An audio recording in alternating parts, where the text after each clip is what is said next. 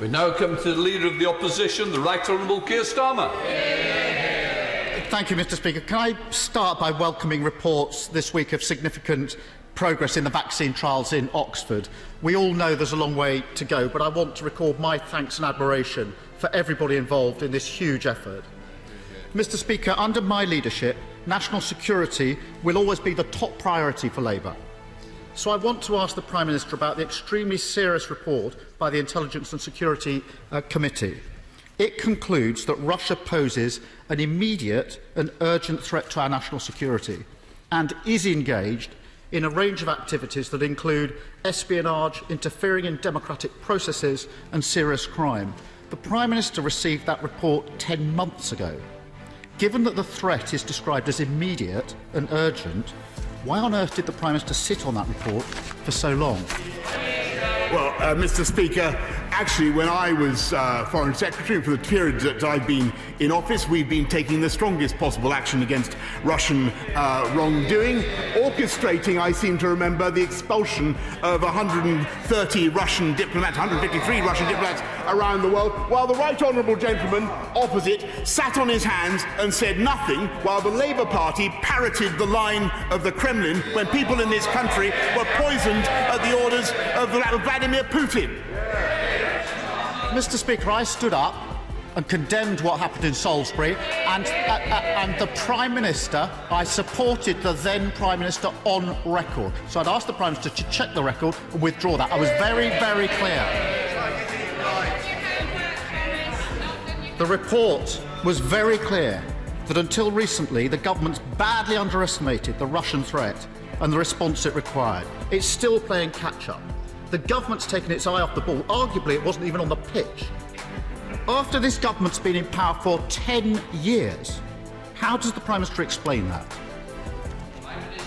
Mr. Speaker, I think the right honourable gentleman's questions are absolutely absurd. There is no country in the Western world that is more vigilant in protecting the interests of this country or the international community from Russian interference. And in fact, we are going further now, introducing new legislation to protect critical national infrastructure and to protect our intellectual property. And I think he will find, if he goes to any international body or any gathering around the world, that is the UK that leads the world in caution about Russian interference. And I must say, I don't wish to contradict the right honourable gentleman, but he sat on his hands, he said nothing. The Leader of the Opposition parroted the line of the Kremlin that the UK should supply. I didn't hear him criticise the then Leader of the Opposition. If he criticised the then Leader of the Opposition, then now is the time for him to set the record straight.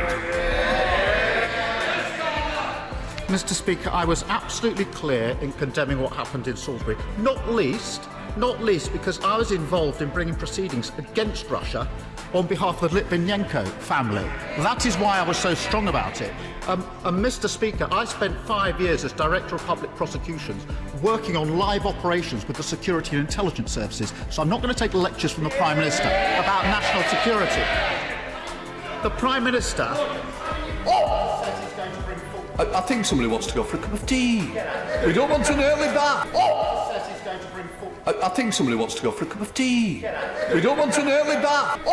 says he's going to bring forward... I think somebody wants to go for a cup of tea. We don't want an early bath. Keir Starmer.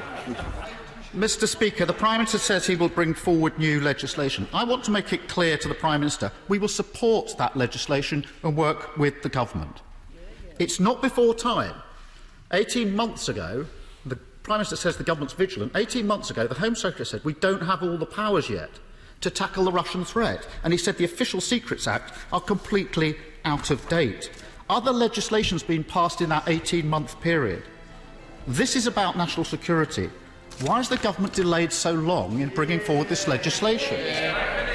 Mr. Speaker, this government is bringing forward legislation, not only a new Espionage Act, not only new laws to protect against theft of our intellectual property, but also a Magnitsky Act directly to counter individuals in Russia or elsewhere who transgress human rights. And there's been no doubt what this is really all about, Mr. Speaker. This is about pressure from the Islingtonian Remainers who have seized on this report to try to give the impression that that Russian interference was somehow responsible for Brexit, Mr. Speaker. That's what this is all about. The people of this country didn't vote to leave the EU because of pressure from Russia or Russian interference. They voted because they wanted to take back control of our money, of our trade policy, of our laws. And the simple fact is that after campaigning for Remain, after wanting to overturn the people's referendum day in, day out, all the period when he was sitting on the Labour front bench, he simply can't bring himself to accept that. I think somebody wants to go for a cup of tea. We don't want an early bath. Can I just gently say to the Prime Minister, as I did last time, he may have to go to Specsavers. The chair is this way, not that way. If you can address me, it would be a lot better. Keir Starmer. Mr. Speaker, I see the Prime Minister's already on his pre-prepared lines. This is a serious question of national security. The Prime Minister sat on this report for 10 months and failed to plug a gap in our law on national security for a year and a half. Mr. Speaker, one of the starkest conclusions in the report is that the UK is clearly a target for Russian disinformation campaigns.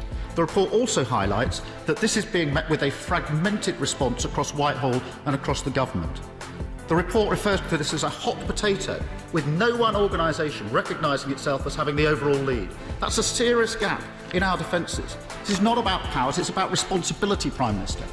So how is the Prime Minister going to address that gap and make sure the UK meets this threat with the joined-up, robust response it deserves? Mr. Speaker, there is no other government in the world that takes some more robust steps to protect our democracy, to protect our critical national infrastructure, and to protect our intellectual property, as I have said, from interference by Russia or by anyone else. And frankly, I think that everybody understands that these criticisms are motivated by a desire to undermine the referendum on the European Union, the membership of the European Union that took place in 2016, the result of which he simply cannot bring himself to accept. A serious gap in our Official Secrets Act, laying bare for 18 months, and that's all the Prime Minister has to say about it. One way the government can seek to clamp down on Russian influence is to prevent the spread of Kremlin-backed disinformation. Obviously, social media companies have a big role to play, but the report also highlights serious distortions in the coverage provided by Russian state-owned international broadcasters such as Russia Today. The High Court has ruled that Russia Today broadcasts pose actual and potential harm. Does the Prime Minister agree with me that it's time to look again at the licensing for Russia Today to operate in the UK? Mr. Speaker, I think this would come more credibly from the Leader of the Opposition had he called out the former Leader of the Opposition when he took money for appearing on Russia Today. I mean, Mr. Speaker, he protested neither against the former Leader of the Opposition's stance on Salisbury, nor against his willingness to take money from Russia Today. He flip-flops from day to day, Mr. Speaker. One day he's in favour of staying in the EU. The next day he's willing to accept Brexit. Mr. Speaker, the Leader of the Opposition has more flip-flops than Bournemouth Beach. I think somebody wants to go for a cup of tea. We don't want an early bath. So this is all for today. Please subscribe to my channel and share the video with your friends so more people can watch funny things. And please give a thumbs up to my videos so it will be promoted in YouTube in a good way. Okay, boomer.